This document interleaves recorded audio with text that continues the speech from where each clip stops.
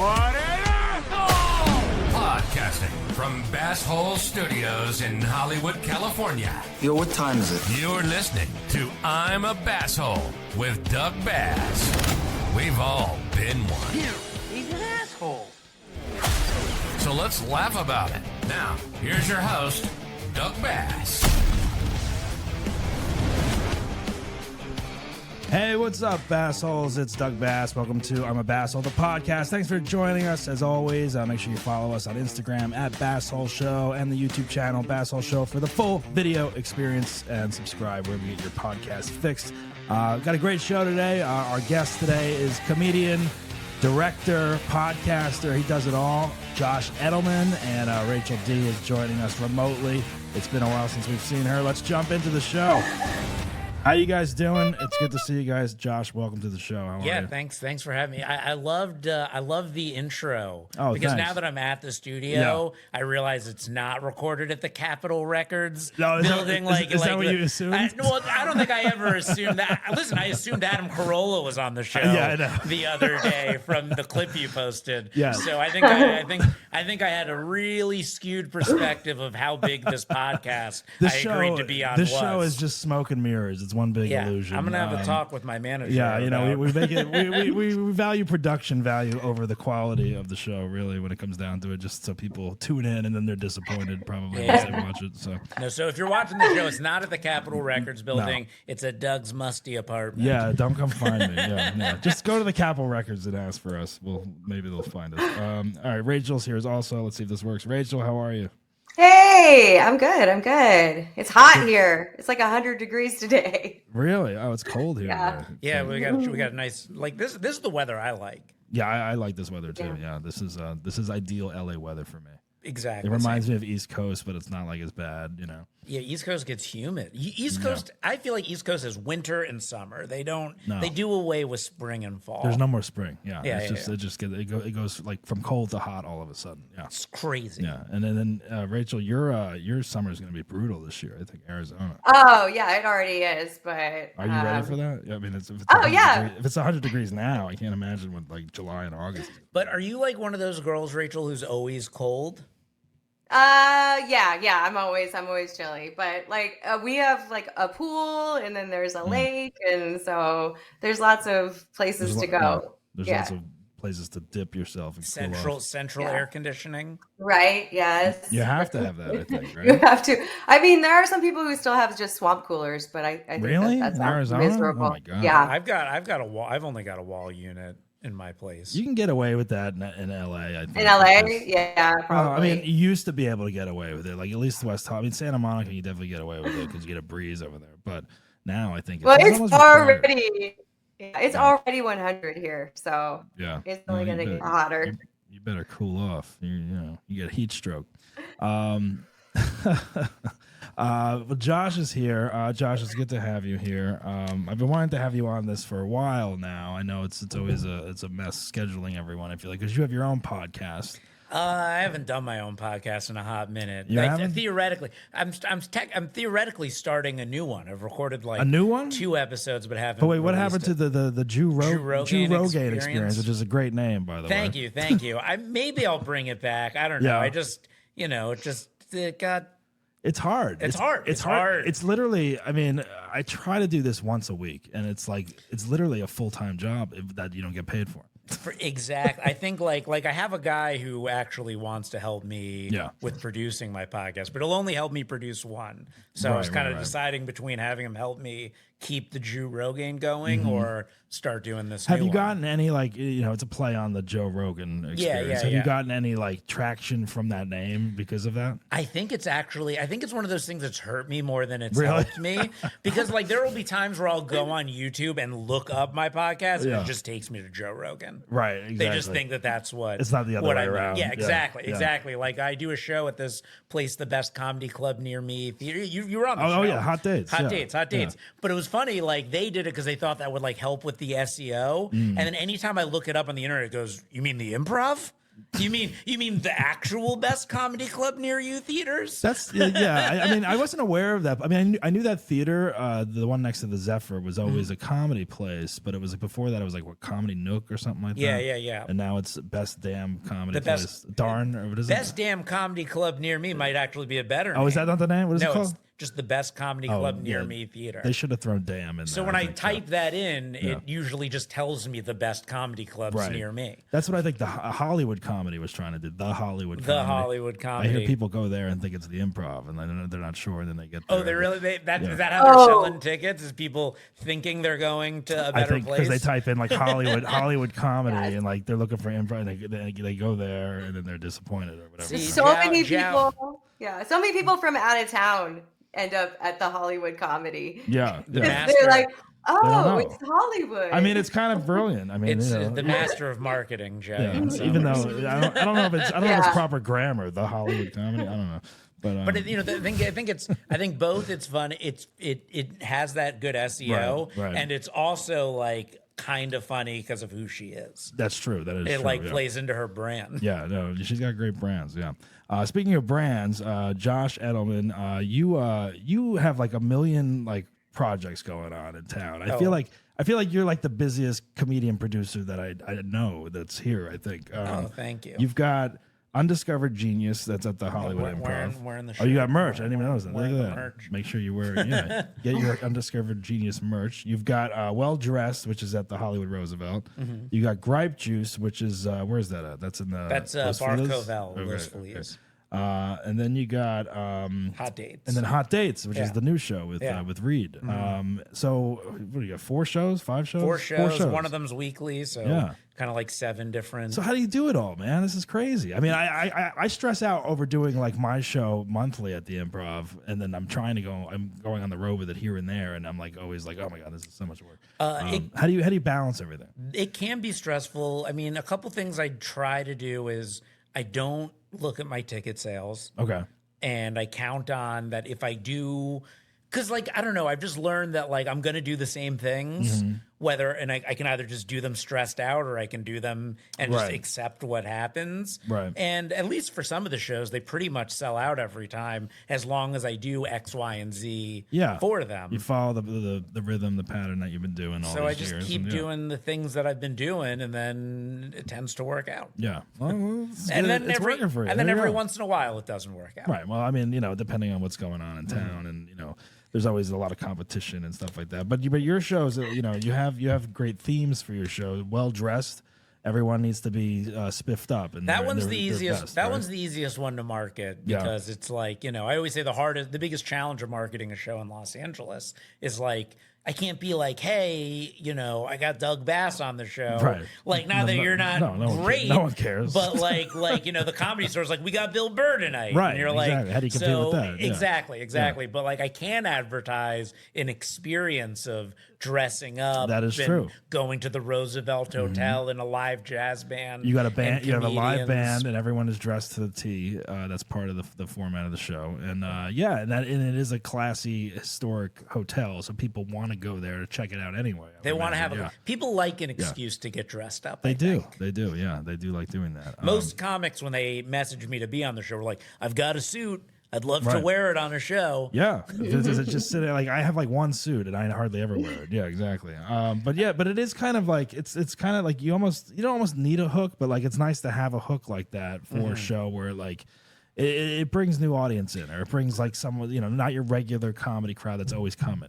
My thought is, I try to give each show a little bit of a hook because, again, I realize like I'm not going to be competing lineup wise, but I also don't want to do a show with a hook that like then requires the comedian's book to do all this work of like to be on the show. Exactly. That's my show where it's like I book people and I'm like, oh, you gotta have a story, do some homework, and sometimes they do, sometimes they don't. Exactly. Well, but like it's like your brunch show. Yeah, the get dressed up show. The brunch show is great because that's day. It's exactly, and you get better lineups sometimes because there's no competition. Bigger people will sometimes do the show because I'm gonna then. Exactly. No, that's genius. It's an undiscovered genius. There you go.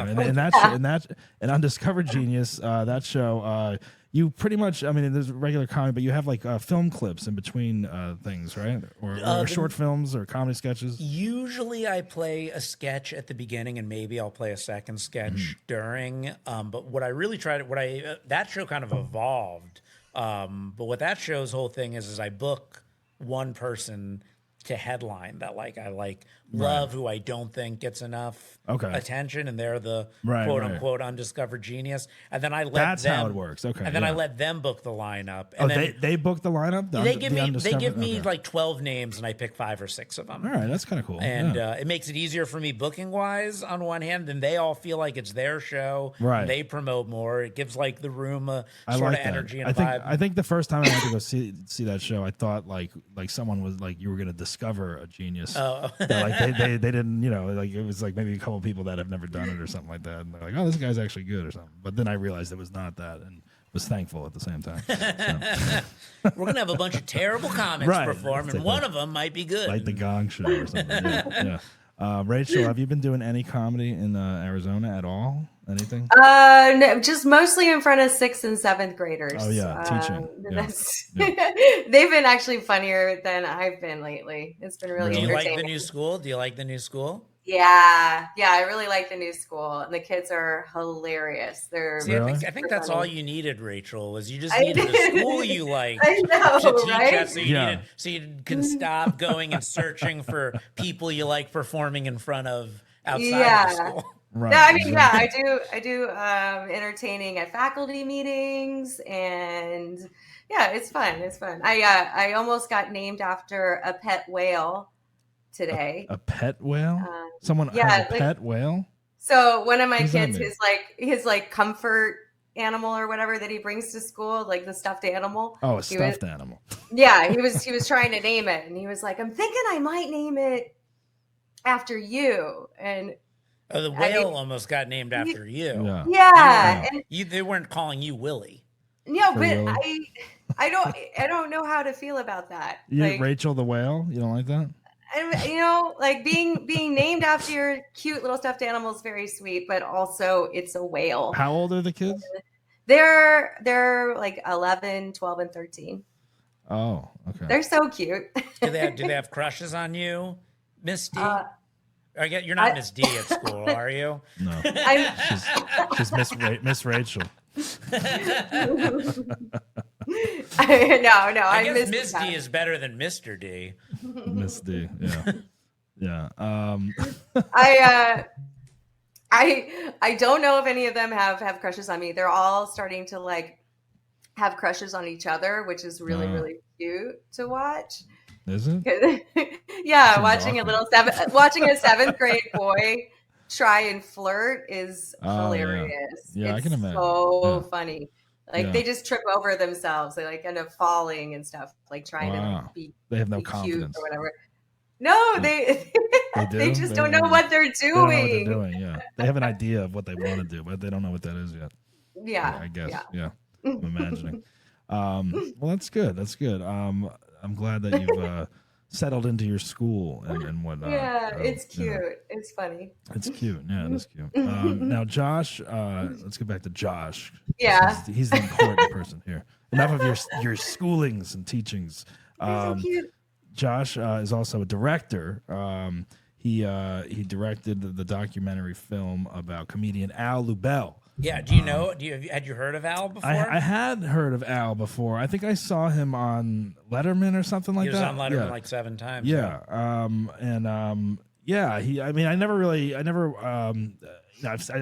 knew who he was, but like I never really dove into like his psyche or whatever. So how did you get the idea to do a documentary about Al? I just saw Al when I was a kid in Florida, and I just thought he was like the funniest person I'd ever seen in my life. And I just kind of kept tabs on him. And when he was succeeding in life, I had when I was 18 and he was at like the top of his game, I asked him if I could make a documentary about him, and he said no. But then when I was 30 and he was like living on a woman's couch and practically homeless, I asked him again, and he said, yes, anything. I'll do anything. Wow, the tables have turned, right? So that's really the trick, guys, is just if you want something, just wait till people are at their rock bottom. Wait for their downfall. And then you can make it happen. Right, exactly, yeah. How long did it take you to... That's why you can like date out of your league when you're catching them on the rebound, you know? Yeah. It's like, exactly. wait till people... like, yeah, she won't go out with me now, but wait till she's 50 something. It's my trick. I operate by searching for people's rock bottoms and present myself That's as a good idea. I think I'm going to start doing as that. a way out until they realize I'm definitely not. Right. So Al agreed to do this. And how long did you film Al for? Like how long was production on this thing? The main part of the shoot was like, there was like a main chunk of it that's like the central story, which took place over like 2 to 3 weeks. Okay. But then like we filmed a year later follow-up that's at the end of the film. Right. We filmed sets of his just kind of over the course of years. And post-production went on for years and years as well. Now, this is your first documentary? This is my first feature documentary. First feature documentary. Now you've directed other like shorts or feature. Have you directed a feature besides this, or is this the only? I made a web series prior. I know. I was watching a clip of that web series. Oh yeah, did you enjoy it? It looks. I want to see it. I saw the trailer. It looks good. Yeah. That was me. I directed a couple web series as well. I haven't done a feature yet, but documentary seems crazy to me. Like I don't know if I'd have the Oh, I mean, yeah, it was. I don't know. It was a 7-year-long process. Yeah, and I don't really like intend to be a documentary filmmaker. Right, but I have thought of other ideas, but like, right. But this was a topic you were passionate about. I was very passionate about Al, and it hadn't been done, which is another thing, is finding something that hasn't been done. Well, ironically, there is another documentary about Al. But it was like, mine's almost like a sequel, because the first documentary is about Al's when he lands the Tonight Show. It's all about him preparing to be on the Tonight Show when he's like a young. What year was he on the Tonight Show? It was like Carson's last year. Okay.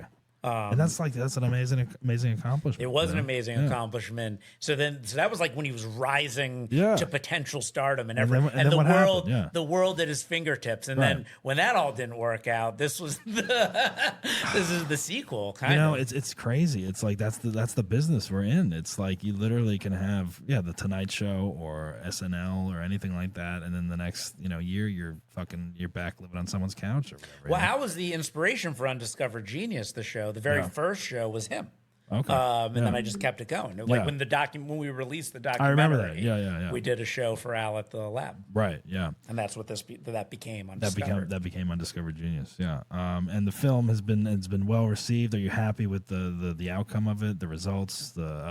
Do people review? I'm guessing there's reviews online or whatever. Yeah. The reviews have been really positive, and I've had like a couple of really interesting experiences. I did the Seattle Comedy Competition, just for like a recent experience. I did the Seattle Comedy Competition, and I met this guy like after one of the shows that was like working at one of the comedy clubs, and we followed each other on Instagram. And then that night he sent me this long message. He goes, "Dude, I didn't realize you were the guy who directed the Al Lubel movie. I loved that. It was so good." No, that's great. Now, have you gotten other like offers, or like have other comics come up to you and been like, "Dude, I'm living on couches too. I'm not successful. Can you please revive my career and do a documentary on me?" I think they saw the end results of Al's and they go, "He can't do anything for me." Right. But like, no. I'm directing Liz Glazer's stand-up special next month. Okay, awesome. So, there have definitely been, I think Liz entrusted me to do this because. Well, yeah. I mean, if you direct a film, you have it out there on the streaming services and whatnot. Yeah, I mean, obviously, that gives you clout and credit to direct someone else's thing. I like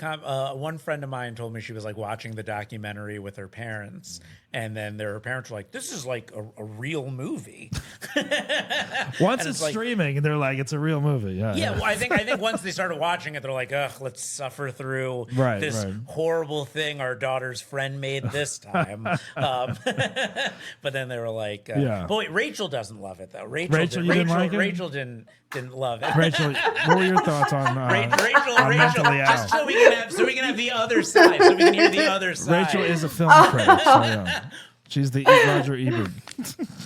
Yeah, it was like, it I hope Josh forgot about when I said I know, I really did. He did. Yeah, I honestly did. Director never forgets. It was such a downer. Like that was my main. What did you want? A happy ending for him? Did you want to lie? Exactly, right? I think that's my. I see, that's why I didn't like it. Josh could have easily reshot the ending and been like, Lubel Kate went on to become the highest grossing comedic actor. Now that Rachel convinced everyone who a second ago was like gonna check it out not to watch it because it's such a down, I would just like to counter that by saying I think of the film as sort of a Rorschach for people, where some people do feel like it's just sad, and I've had other people literally watch the movie and say I found it inspiring. Right. So I think it's I also think how your relationship is with your parents largely determines because there's a whole thing about the film about Al and his relationship with his mother. Right. And I find that people who have really good relationships with their parents will often watch the movie and be like, why can't he get over his shit? And then people who have bad relationships with their parents are like, I completely understand. But people also, it's like they're supposed to be sad movies. Like, it's like, this is a real person. This isn't, a fictional character that Josh wrote the script and he's like, this is what's going to happen to this guy. I'm going to craft it and make it so, To be fair, I love nature documentaries, but I won't watch the ones where animals die. Well, then that's not real nature, Rachel. Yeah. You're not watching the real world out there. I personally believe that the end of the film shows a glimpse of growth and optimism. A glimpse of hope, a glimpse of And like, you know what? Maybe in 10 years you can do the sequel. I'm going to New York. I'm going to New York next month to shoot Liz's special, but I'm also going to actually shoot a little mini follow-up with Al. That's great. And it's going to How is he doing now? I mean, he's still doing comedy, right? Yeah. He's no longer homeless. Perfect. There you go. See, look at that. He has a place in Brooklyn. The film helped him, probably. He started getting spots. A lot of people thought he was dead. Really? Like one thing Al's told me is like people were like we thought you were dead, Al. Yeah, he's because like been you have all these notable comedians that are doing interviews and testimonials in the film. Judd Apatow, Sarah Silverman, many others, and they all know him, right? It's kind of like what happened to Al? He just didn't hit it. Well, he's been getting spots at the Cellar again. That's great. That's a big deal. Yeah.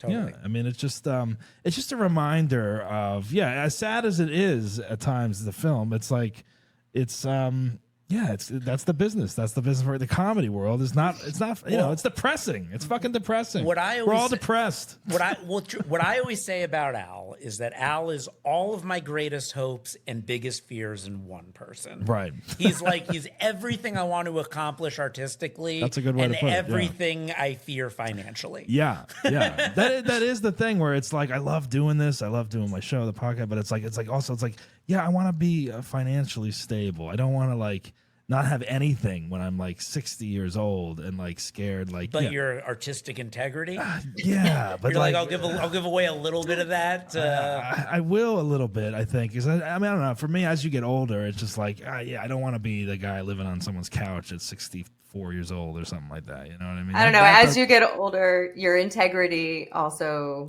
Well, I believe Al is 64 or 65 now. Yeah, and he is on his own couch. He's on his own couch. Well, I think he was 59 when he was on somebody else's couch. But I'm sure you don't want to be 59. I don't want to be any age on this. I mean, 23 is fine for a couch career. Annie Lederman has a great joke.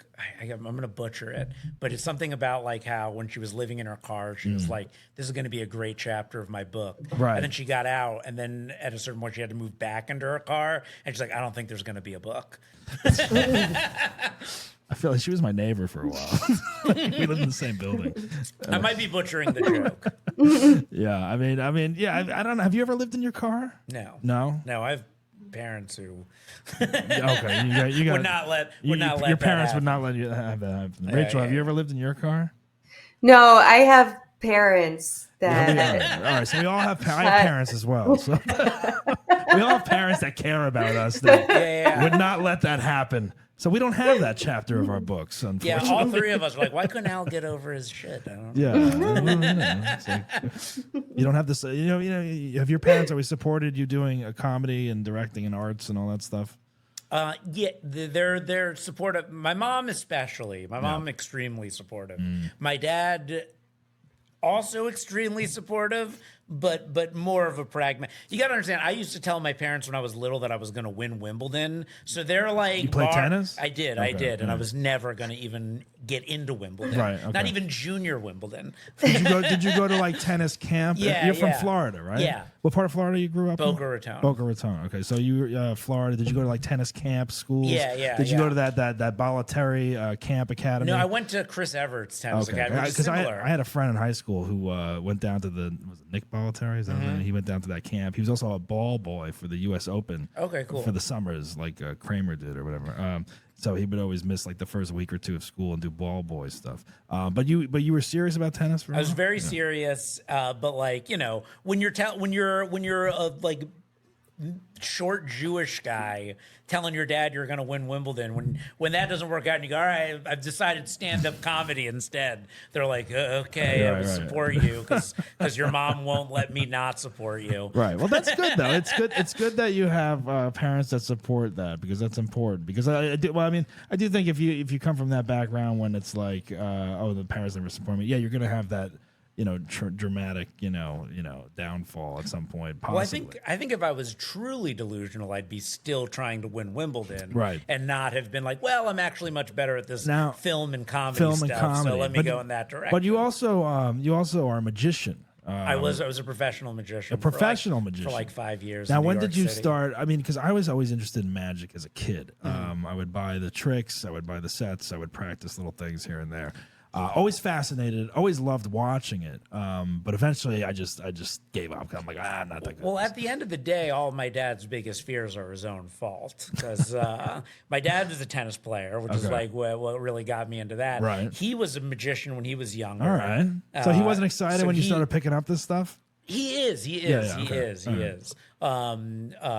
does like, and he's also like, my dad's like he's like memorized every joke book ever written. Like all the old street. My dad can like just churn them out, and he has a street joke for every situation. Like he loves to like stick them into conversation like it's a real thing. Yeah. He just like regularly, you'll be talking and goes, he's got he'll something, start telling you a story, and everyone's like at the edge of their seat. He's got something up his sleeve. And then it comes, and then it just turns into some street joke. But magic though, when did you start like getting into as magic? A kid, as my a dad, kid? Yeah. My dad would like teach me magic tricks, and then you got addicted to it. And then I got really into it. I mean, it isn't. I partially moved to Los Angeles somewhat to escape being a magician. Really? Where were you? You were doing professional magic in Florida? New York City. New York City. Okay. Yeah. Right. So it's funny. What had really happened was I was working at this film company, and I left the job, and I needed a job, and I was walking around, and there was a sign in this window of this place called Abracadabra, which was a costume and magic shop, that said "Magician Wanted." So I just walked. Magician Wanted. It seems like something out of a cartoon. It's not, no joke. This is literally what happened. I walked into the store and I was like, "Hey, I'm a magician." They didn't even ask to see a trick. They said, "Great, you're hired." Nothing. That's just crazy. Hired me. That is crazy. I mean, I don't know, like the interview process for the magician, but you would think you'd have to do at least one trick. You'd think so, but I didn't. It was noticeable. I'm telling this story because I acknowledged the strangeness of the fact that they didn't ask to see one. So they hire you at this magic shop or whatever, and then what do? Just go, all right, go ahead, you're on, or whatever. And then you just pull out your bag of tricks? Yeah, I'm just back there, and I'm like learning all the tricks at the store, and then I'm trying to sell them and teach them. Trying to sell them to people when they come in. But did you have did you know these tricks when you sat down? You were like, oh, I know this one. I knew a bunch. I knew a bunch. Like when you were good enough, like your hand with the quick hand. Yeah, I could pick it up quickly. You were good. Yeah. I mean, one of the tough things about you're in a tricky situation when you're selling magic tricks at a no magic no store. pun intended. Yeah. No pun intended. But or was it? But that like someone's coming in, they're like, "Hey, I want to get a magic trick," and you're like, "All right, do I try and sell them this really expensive thing? There's no way in fucking hell they'll ever learn to do, or do I just stick with the things that are like." Fair, that I think are fairly easy that they still struggle with. That was me. That was me when I would buy tricks. Like, I don't know, I was probably like 8 or 9 or something like that. And I would be like, oh, this one, like it's the hardest fucking thing to do. But I'd buy it and be like, oh, I'm gonna do this, And it's like, and it's also like the thing that was like never like, oh, like I can just pull this out. Like, no, people have to come to my living room and I have to be like, all right, I'm going to do this thing now. You know what I mean? It's not like, it wasn't a pocket trick. It wasn't like a street trick. And magic tricks are the most flimsily made things in the world. Right. It's like the self-control and dexterity and things you need to have to like make some of these things work and not break and stuff is crazy. Yeah, and I don't think I had the patience. Like some of them I did well and like mastered, but then other ones I was like, I do it in the mirror a million times and make sure no one sees whatever the trick is and all. And I didn't have the patience to do it. I was just like, I gave up after a while, and I was like, the 4 tricks I think that I learned that like were good. I was like, all right, I'll do these. And then after a while, I was just like, all right, like everyone's seen these, So it's like, and when I was working at the store, like what kind of happened that was crazy is they had this stage, and I was just like, hey, I wasn't even really doing stand up. I kind of dabbled a little bit before I really got into it. But I was like, hey, why don't we start doing a magic show on Sundays to get people into the store? Right. And I started doing the show, but I was like just out of college. So I was like partying till 3, 4 a.m. every Saturday night, showing up so hungover to perform this kids show. And it became almost like a thing that I was like... And the kids shows are hard. I mean, it's bad, right? It's like... Well, it's just like it became like a character. It became almost like bad Santa. Yeah. Like bad magician. And like it got crazily popular. Yeah. And the show, like Time Out New York wrote about it, and all these people started coming. And I got this agent who started getting me hired for all these crazy shows. You would do in like New York private City. Gigs, birthday gigs, all kinds of all these kinds that of things. stuff. Yeah. I last summer I was in the Jersey Shore, and there was a kids magic show there that my nephew wanted to go see, and my nephew started liking magic, and I was like, oh, here's this trick or whatever. But yeah, I went to go see kids magic show, and it had been like I don't remember last time I saw it. I was like, this is so bad. I was like, this is like the patter, and like I was like, oh man. Well, I want to know, Josh. So like you got kind of famous. You had a job doing some entertainment type things. Yeah, like why did you want to escape that? You had a manager and you're a professional magician. And like I think the irony is that, if that was happening for me now, I would have leaned into it more. At the time, I wasn't even thinking about stand up. I wanted to be a filmmaker, which is like what I moved out here for and what I really like did mostly for the first 8 years of being out here. Now, was like Steve Martin an influence for you, like doing comedy magic like that? Yeah, did you? I know you incorporate them. Amazing Jonathan, huge. Amazing Jonathan was great. Yeah, great. In fact, somebody asked me when I was making the doc about Al, if I were to make a doc on anyone else, who would I have chosen? And I said the Amazing Jonathan. Yeah, he was then great. His documentary got into Sundance and mine didn't. I was like, What are you gonna do? Did you? I mean, I know you do magic. Didn't you just do it the other night at someone's show? I did, and I met with that guy Max. Yeah, Max. He's a nice guy. And it was a pack the show out. Yeah. I slept that, and I was so tired. Yeah, I get stressed out still when for some reason, like the schlep of the gear and the having to do the tricks and stuff, you got to bring stresses me out. And I do it occasionally. The one thing I'm happy about doing that show, even though I felt like it was like the worst performance I've done as a magician in a while, was that day. You don't do it that often though. That's right. A couple of times a year, but I did come up with that night, I think, a whole magic show that I might try and do in the near future. Yeah, now like a full hour. Now, do you do your comedy with the magic? I'm assuming. Yeah, and it's actually funny. I mean, when things are working out and everything's like kind of firing on all cylinders. Yeah. Sometimes it lets me be my funniest. Right. Because I like feel confident. I'm like, all right, if they don't find me funny, the tricks, they're going to go, wow, when the trick happens. Yeah, you always have that to So I always have that to fall back on. So I'm able to be extra loose. Right. And I do and like, it's funny, I don't do much crowd work when I'm doing stand-up, but it's like nothing but crowd work when I'm doing magic. Magic's different, yeah. Now, did you ever try to get into like the Magic Castle or do anything like that? But you were trying to get away from it when you moved down here. You said, a little. Basically. I mean, I've done like one thing in never in a room, just like around in the like lobby area. Rachel, do you like watching magic, Rachel? Do I like watching magic? Yeah. Would you go to a magic show? So, I don't know.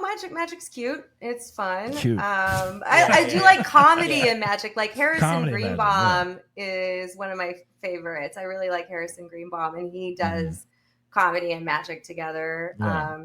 And he hosts at the Big Apple Cirque du Soleil now. So like, oh yeah.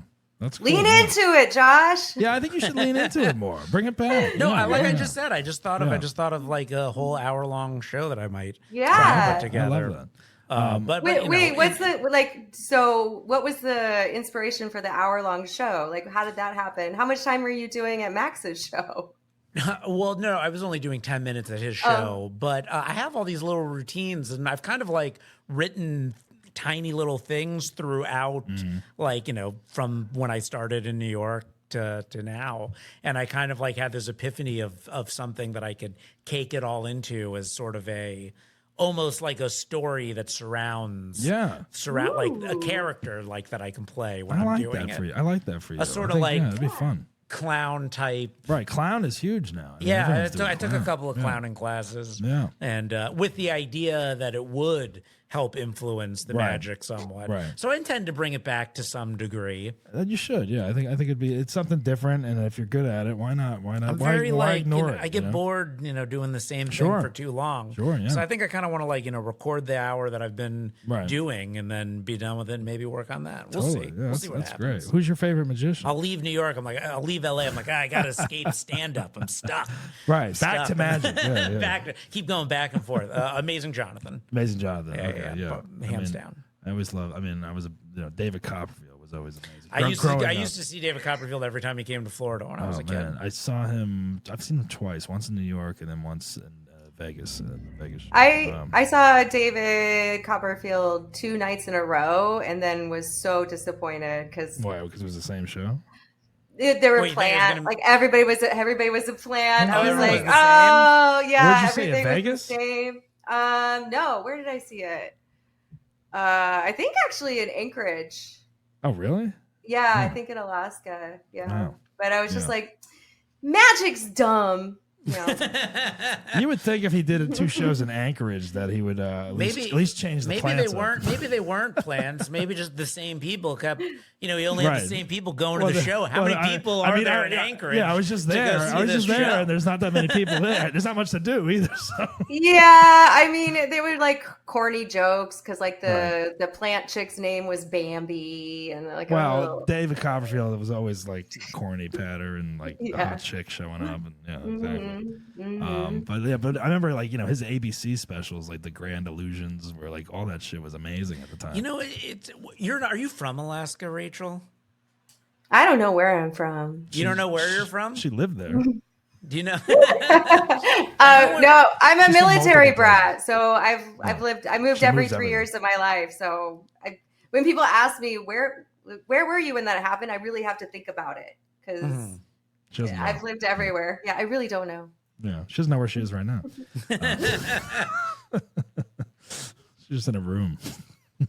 But I remember watching David Copperfield, like the Statue of Liberty disappearing, all that stuff was amazing. I did used to do one of the things I used to do in New York though that was fun. I did like create this sort of incognito party magician thing that I used to get hired for a lot, where people would hire me to just like go to their party, dressed like a regular person, and be like, "Oh, Josh does magic," and then I just start doing magic at the party. It is a good party like trick. I was their friend. That was like the whole thing. It is good to have in your back of your pocket, that kind of stuff. Party tricks, playing the piano is another thing I want to do. It's like, I play piano also. There you go. You sit down and you play a fucking whole thing. People are like, whoa, who's this guy? All the things you get good at when you don't have any friends growing up. Right. That's pretty much me. Oh my God, that is funny though. Renaissance man really just means loser. Loser?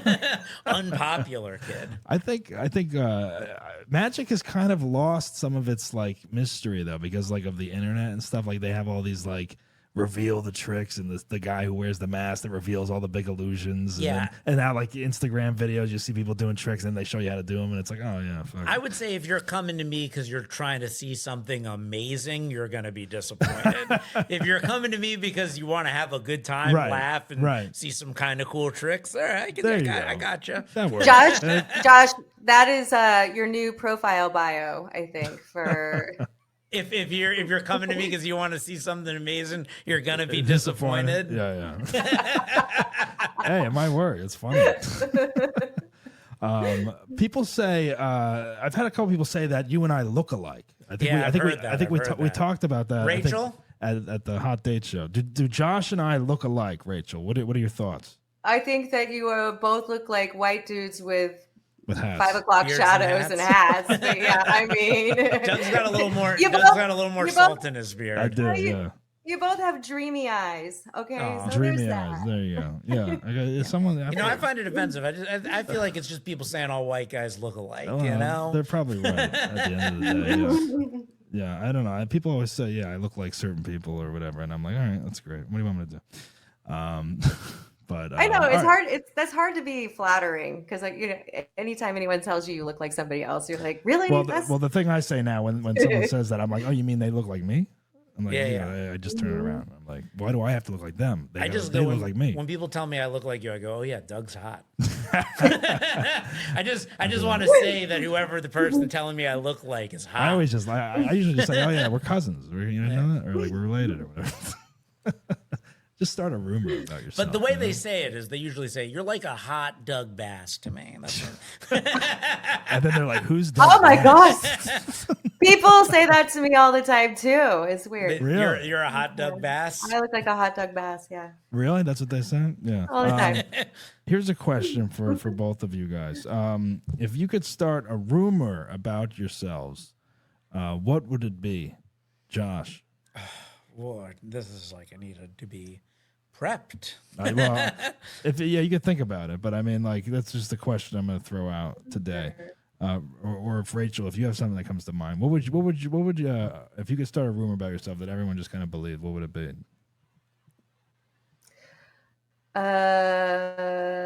What's the first thing that came to your mind? The first thing comes in mind for a dude is like, oh, Josh is great in bed, but that rumor exists and it's out there. So I need to start one. That doesn't exist. So if I could start a new rumor, about me that isn't already spreading, that's spreading through the LA comedy scene. Everyone's talking about it. I know. You walk into the room, whispers are like, heard. Oh my God! Not the ones not the Josh is hilarious. Josh is great in bed. Josh is a great dude. All these lies that everyone knows already successfully spread around the comedy scene. Yeah. No one has any thoughts. Rachel, you don't have anything that comes to mind what you would do? Like rumor, like it couldn't be just like Josh is the funniest because that's not a rumor. It's not true. It's just it's like people have heard things. It's true. People have heard things. It's like a mystical kind of thing that's just like I heard. Do you have what would your rumor be? Doug? My rumor would be that I killed someone. That you killed someone. But it was for a very good reason. It was a very good reason. And he got away with it. He wasn't found guilty or anything like that. Okay. And that's it. That's it. That's all people know. That's it. There's no other information. That's the rumor that's around. And I just kind of walk with it. I did a show the other day. I was hosting a show the other day at Fourth Wall.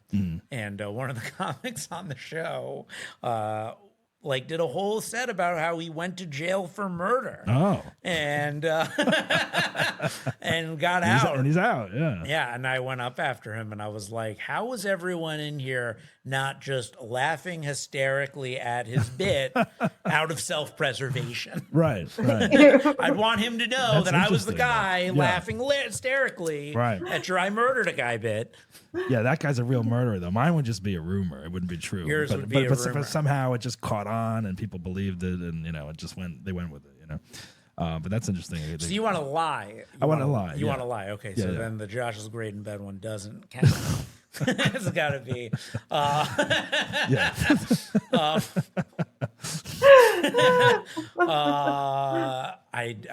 It can be a lie. It can be whatever. You don't have to answer. But Josh is Josh is a great guy. A great guy. Yeah. See, we don't know. Some people might agree. Some people may not. Yeah. There you go. Definitely. Yeah. All right. That's interesting. I don't know. That was just something. Do you have anything, Rachel? I just keep thinking of rumors that have been out there about me that I just thought were entertaining. What's a rumor that's been out there? Yeah. Oh, what have you heard? What have you heard? Dispel some rumors, Rachel. So I've been lying about my age, and I'm actually not 46 years old. I'm actually much younger, but I think. But it's like a conspiracy theory. Rachel's the one girl in Hollywood aging herself up. You've aged yourself up. Right? You've lied about being older for some reason. Yeah, because all of those great jokes I have about being old just wouldn't work. I'm going to say this kind of sounds like the rumor Rachel started about herself. Right. So now when people are like, she's really 40. I've also, someone actually said that they didn't believe I had a kid and that I made all of that up too. I was like photoshopping. Rachel has a kid? Yeah.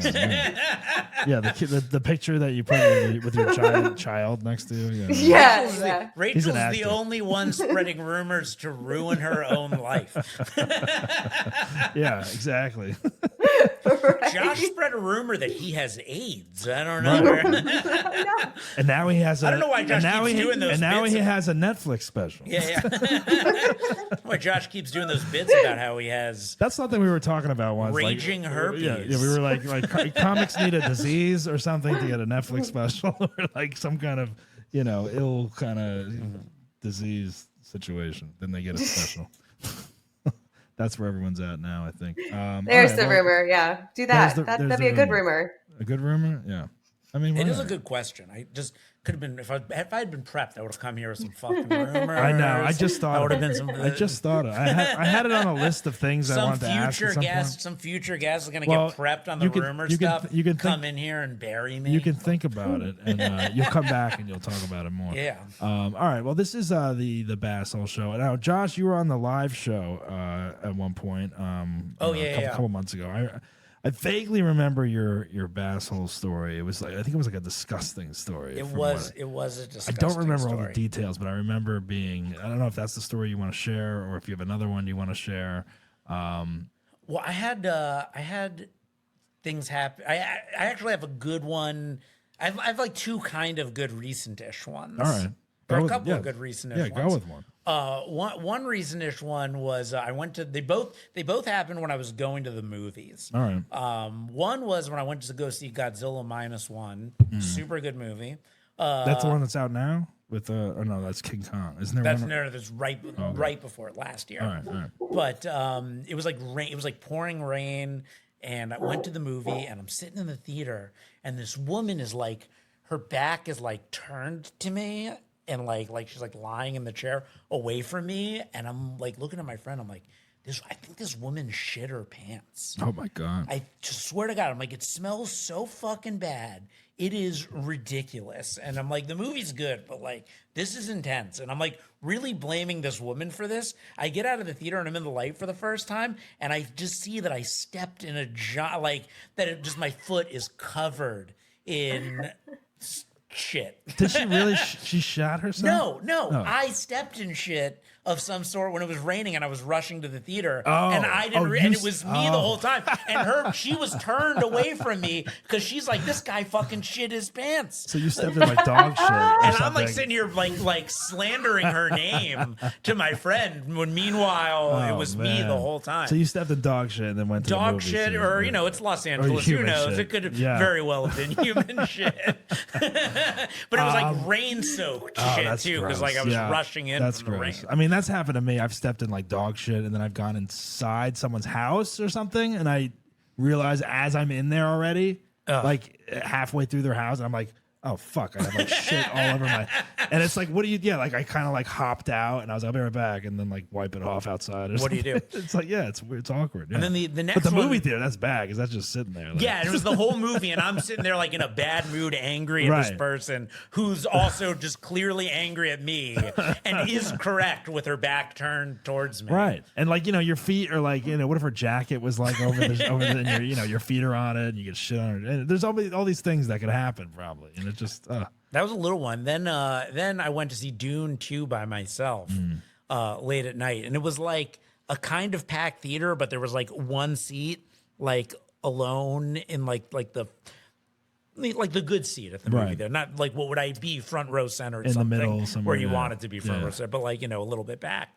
And I got to the movie early and there's only one other guy at the movie and he's sitting and just sitting in the seat that's right next to where mine is. But I know it's a sold out movie, so I can't like sit somewhere else. So I just go and I sit next to this guy. And now it's just like the two of us in this empty theater that will be full sitting there. And I think it's super funny. And I decided I'm going to take a picture of it to post on Instagram. I think I saw you post that. So so I try to take this covert picture and my flash goes off.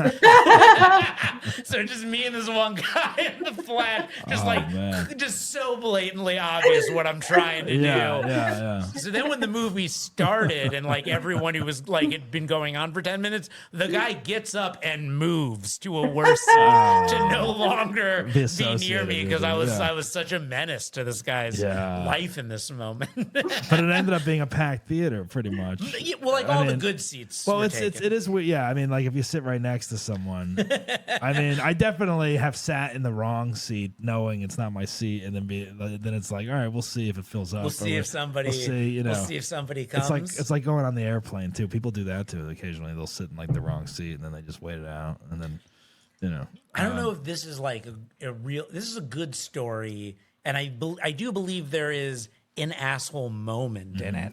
So far, your asshole moments are in movie theaters. So I know you go to the movies a lot. I like to go to the movies as well.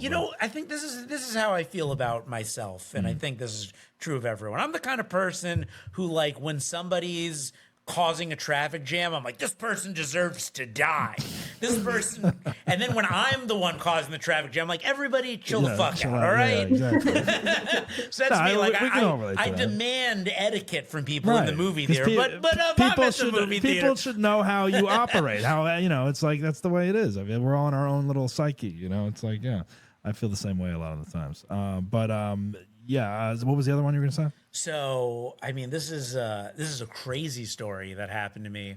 This is like years ago. I was clean shaven. I was wearing glasses. I didn't need them. I was just being an asshole. That's part of the asshole story. Wearing fake glasses.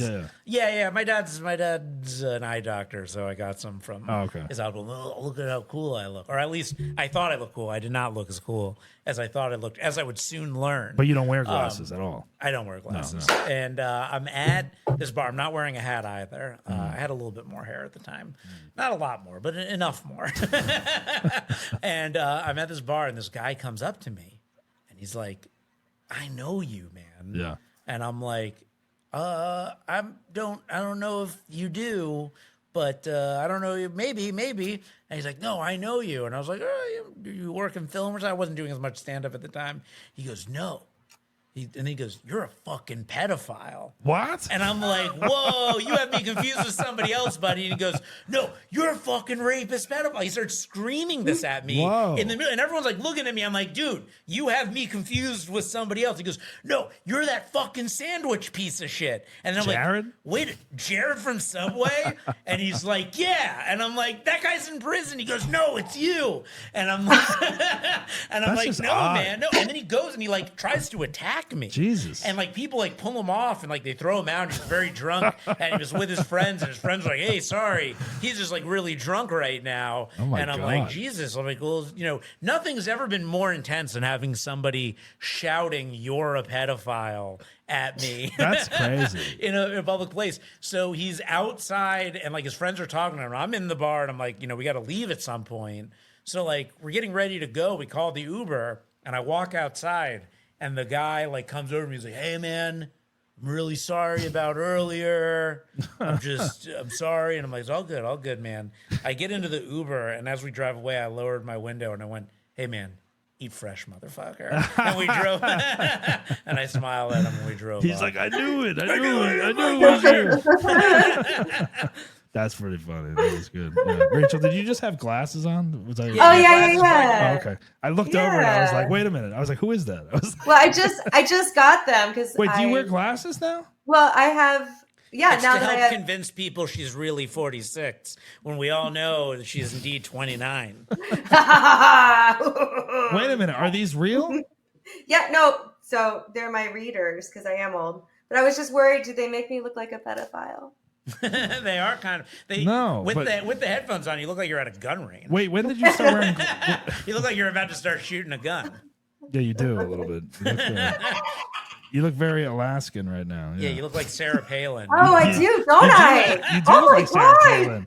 No, you do. Oh, well, I need can see Russia from my house. So. You just need, just need your bangs back, and you can do the impression. Yeah, there you go. during the 2016. That's Wait a really minute, creepy. this is really weird. You look like a whole different. Wait, are these real though, or are they just prop glasses?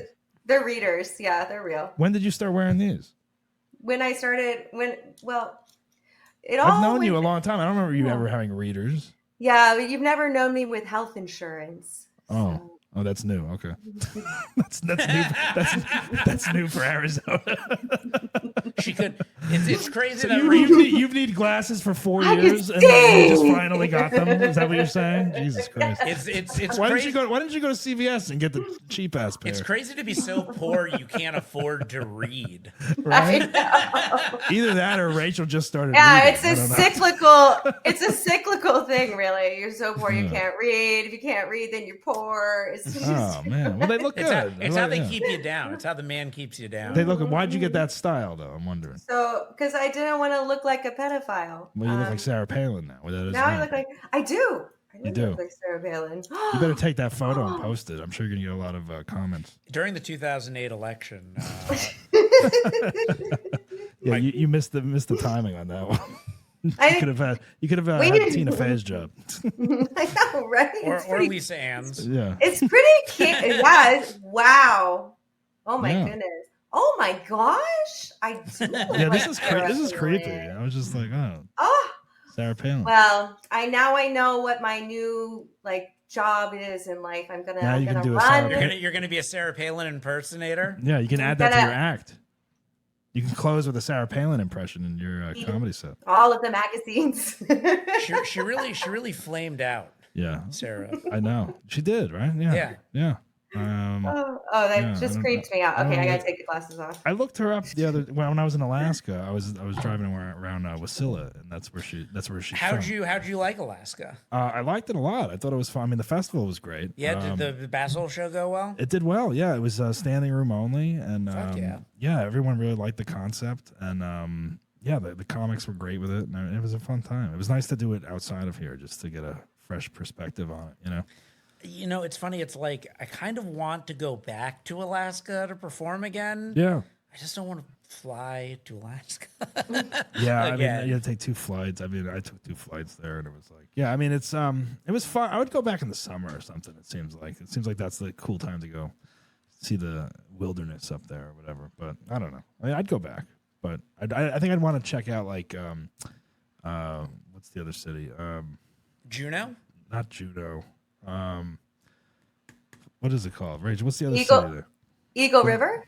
No, I can't think of the name of it right Eagle now. River. Who the fuck Wasilla? ever heard of Eagle River? No, I went to Wasilla. People who live in Alaska. The one, Josh. the one that begins with an F. I can't think of it. Oh, Fairbanks. Fairbanks. Yeah, Fairbanks. Yeah, I might go up there and check that out. I don't know. I'd go back. Why not? But I have other places to go first. So, but the festival was cool. The festival was definitely a lot of fun. I feel like I've definitely been an asshole in my life, but I'm struggling. Well, I mean, those now. are some good stories for sure. Yeah, I mean, I feel like they're good stories. Well, the photo was kind of asshole-y. That was asshole. I mean, that guy is still probably wondering if you were him or not. For some reason. He never ate Subway again. Those are good stories, though. I mean, why not? I mean, the one that you did at the live show though, that was pretty good. That one. I mean, I could tell it again. It was a fucking. That was a crazy story. That was. I mean, the true thing is the true person that was the asshole was my boss at the time. That was the job I left before becoming a magician. Oh yeah. But I was working at this company. It was a film company. I lived in Manhattan. Their offices were in Long Island City, Queens. This was my first job out of college. Right. I lived in an attic that was like in an attic in New York City. I couldn't fully stand up in the attic. It was that small. It was like that small. And I'm not even tall. So it was just the ceiling was not 5'8" above the ground. And you're crawling around to get around. And there were no windows in there were no windows in there either. And again, this is like post college, so I'm going out late. I'm doing things, and it's like you're never home. If you don't have windows in your room, what you go to bed in is also it's the same light that you wake up in, so you don't get any of the natural adjustment to morning. It's like a prison cell. It really it really fucked with my head because my alarm, I'd be deep in REM every day when my alarm would go off, so I'd always wake up like. It was like I'd get scared awake by my alarm every day. And I didn't, in retrospect, I should have got one of those fans slowly lets the light go on, one of those things that slow, but I didn't do that. Yeah. And then a friend recommended to me, they go I had one of those radio alarms where would play a CD. And they're like, why don't you just pick a song you love to wake up to that, something that makes you happy. Yeah. Pick something that makes you happy. So I was trying to think, what makes me happy? It's well, nothing makes me happier than Curb Your Enthusiasm. So I played the Curb Your Enthusiasm theme to wake myself up every morning, which just set a weird tone for my day. Yeah. I would think that would be in your head for a majority of the day. I just wake up bump, bump, bump, and immediately you get in an argument with someone when you go outside. Yeah, exactly. So my boss at work would always say whenever someone would call in sick, he'd be like, they're probably just faking it because they don't want to come into work. Yeah. One day, I just get the worst food poisoning I have ever had. I'm pretty sure I got it from this, it was I forget what it was called. It was a Church's Chicken knockoff that was near the office that I wanted to go to. I'm pretty sure that's what gave it to me. And I'm up all night, puking and shitting and just it's just awful. But I just tell myself, I'm I need to go into work so he can take one look at me and send me home and know that I'm not faking it. I was so warped in the head that I've never felt worse in my life, but I decided to get up, put my clothes on, get on the subway, change subways, take that subway into Long Island City, Queens, get off the train and walk 20 blocks in the snow to my office. God. I get there, my boss takes one look at me and he's like, Jesus Christ, Josh, you look terrible. Yeah. Go home. If you're sick, just call. That's literally what I remembered him saying. If you're sick, just call. And I was like, this fucking he doesn't believe you.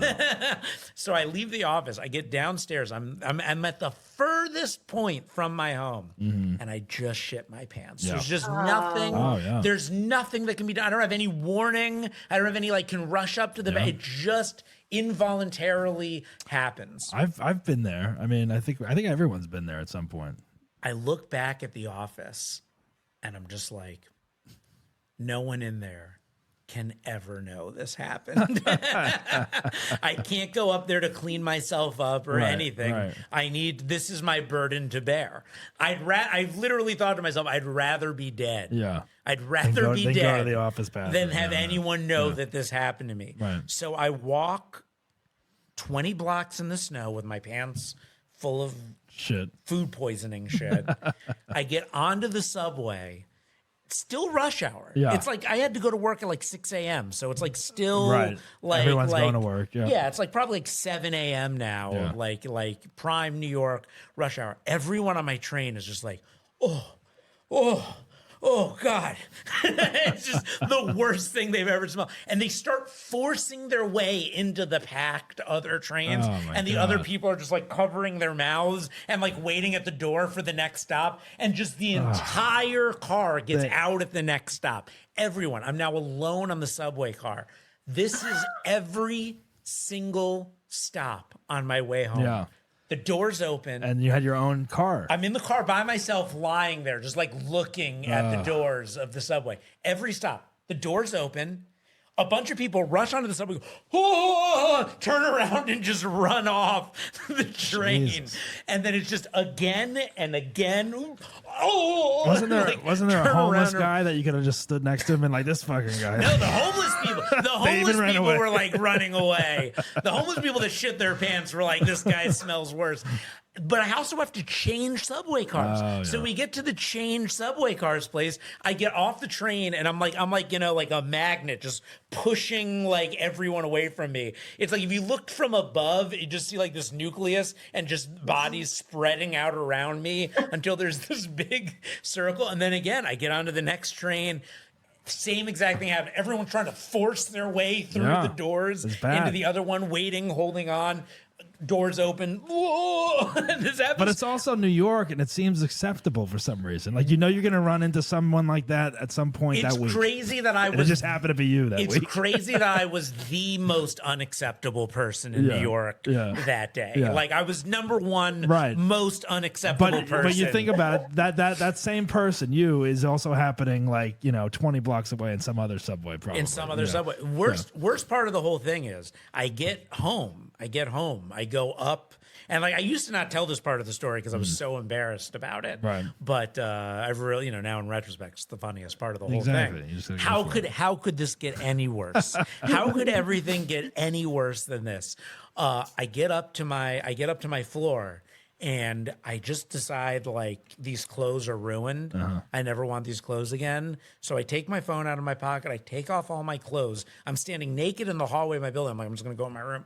I throw the clothes down the trash chute. But in my like delirium, I didn't take my keys. Oh, that's right.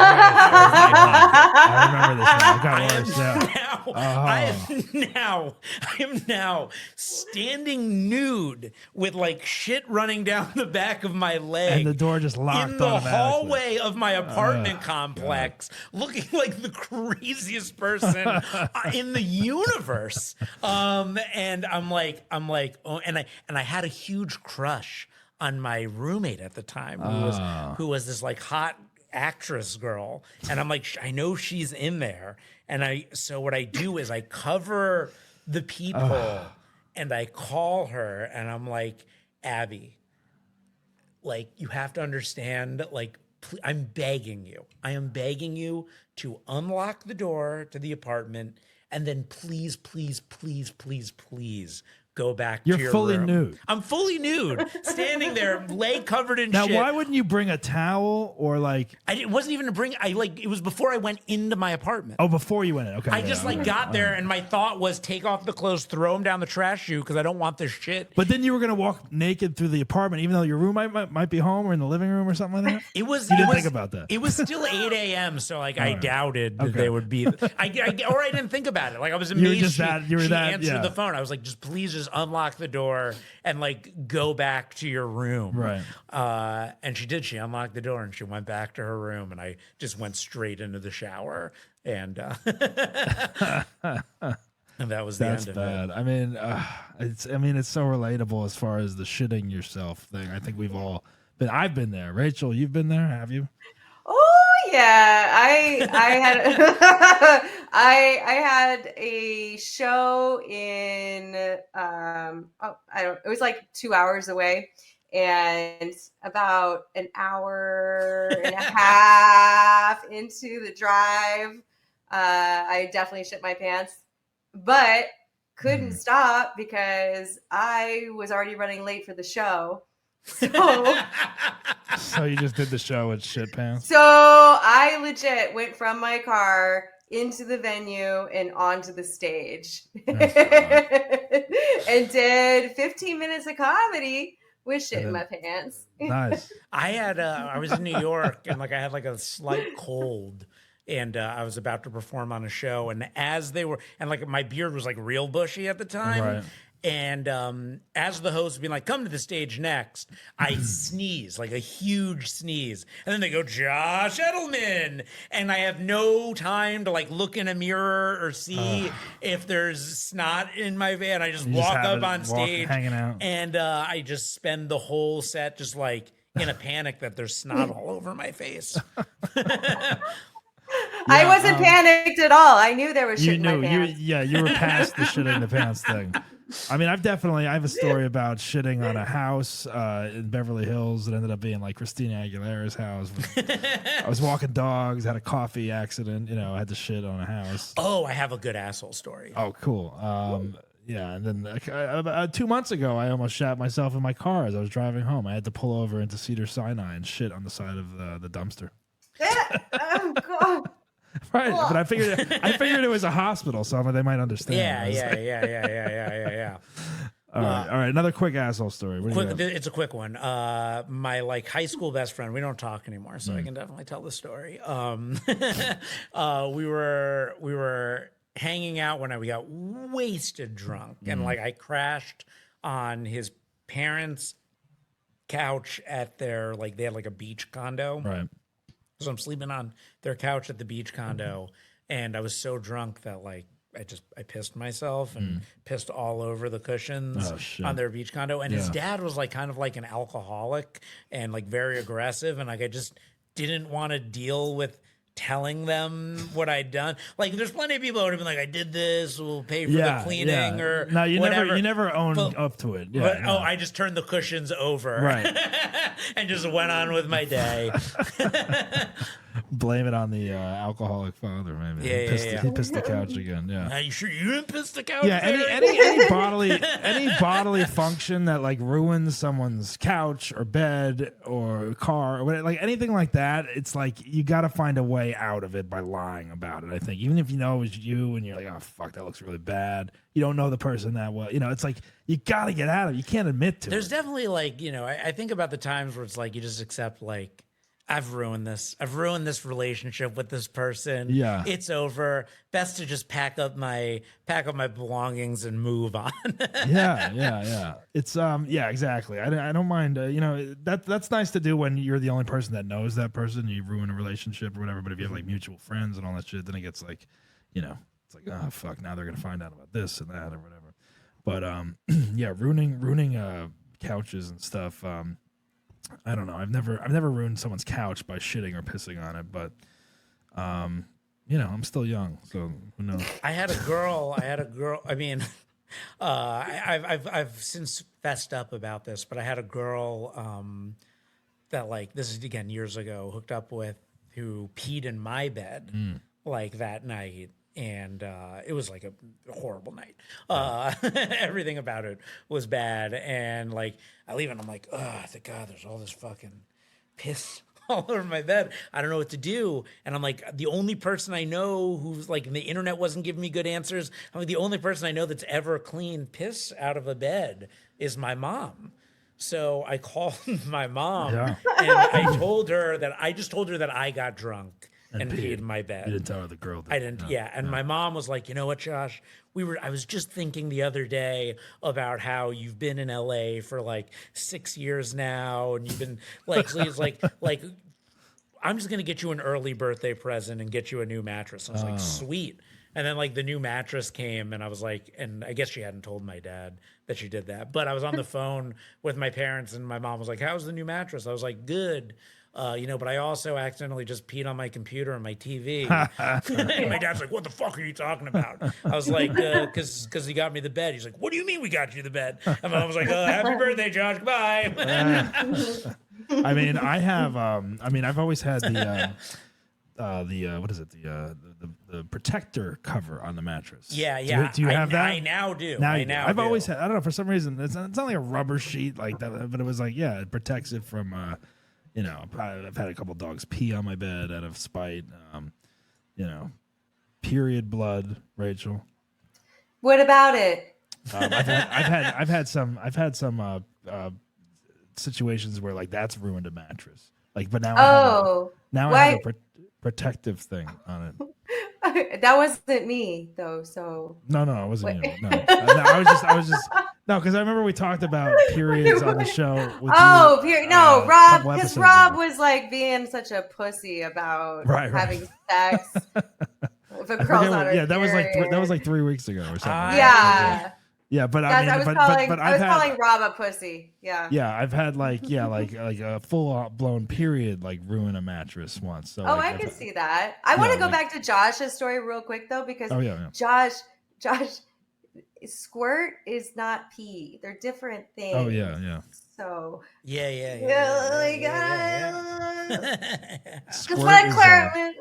it actually pee or was it like was it sex squirt or was it urine? We're gonna go with sex squirt. All right, those are some good asshole stories. Josh had more of an asshole. Josh had the most asshole stories in a row here, I think, that we've ever had on the show. Do you think, Rachel? I think like he had 3 or 4 ready to go. But how many of them? How many of them was I really an asshole in? I mean, I would say, Josh, you are your own judge and jury. Yeah, I mean.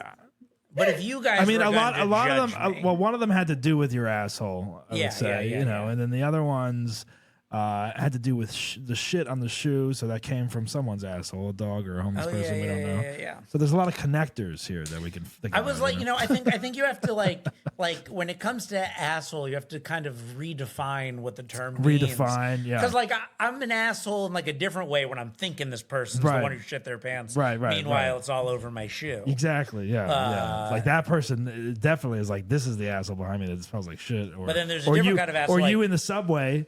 That's kind of, you were an asshole there because you could have taken a cab. No, I couldn't have. How was I going to get a cab? This is like pre-lift and shit. I'm in Long Island City, Queens. You can't hail a cab? I desperately wanted one. Yeah. I kept like praying that a cab would come by. And it was Long Island City, Queens. Wouldn't happen. All right, yeah.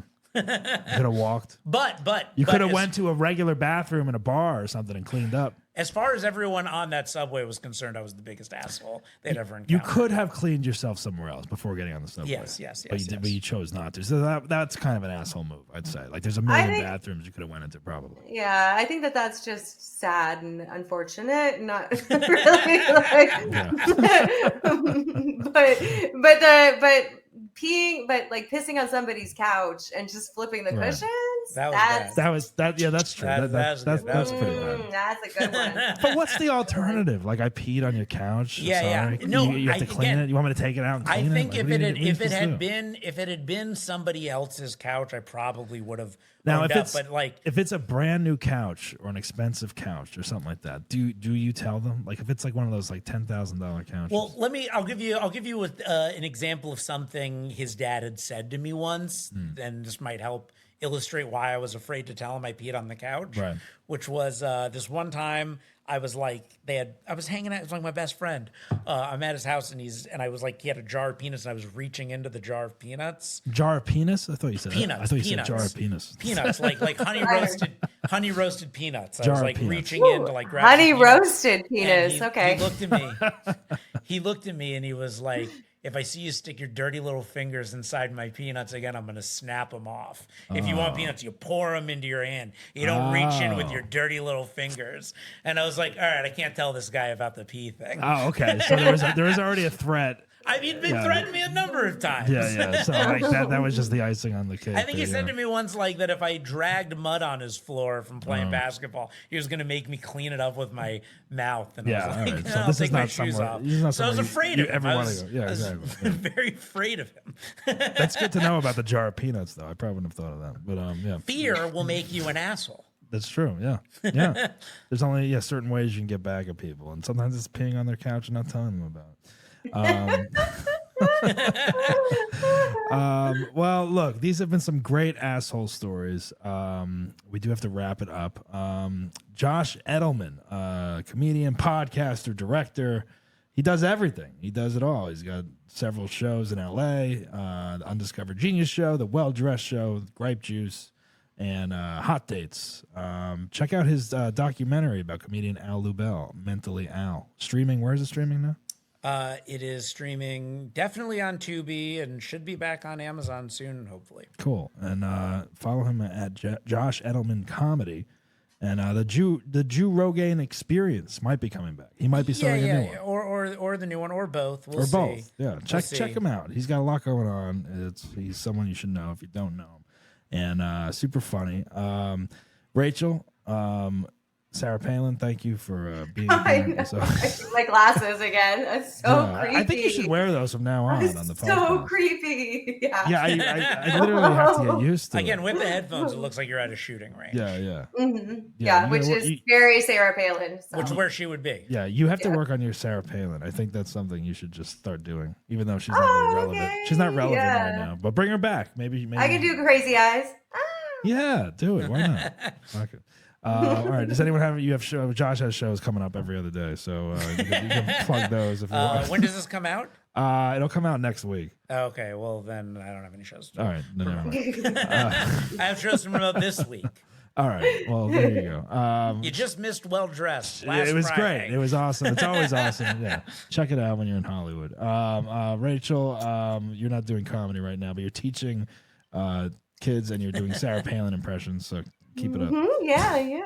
Teaching kids. I'm teaching kids. I have a show at 9:30 a.m. and then 6 more every 45 minutes. Oh, perfect. All right. Yeah. All right. Next week you're gonna have a wig on next time with the glasses. I feel like you're just gonna do characters now that you're just. And just too cute. I know. I might as well. Let's This see. is creeping me out. This is weird.